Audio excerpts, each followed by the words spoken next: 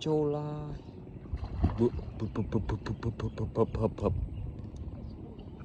trâu lấy cái gì ủa sợ á chốt lai mũi chốt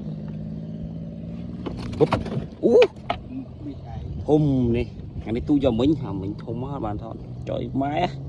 phải em tất á ngày này phải em tất á trời một kia đây trời một kia đây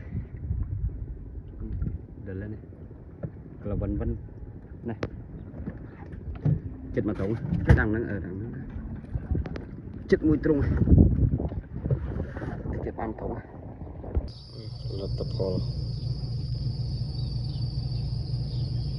thứ hai cái thùng này kia này ô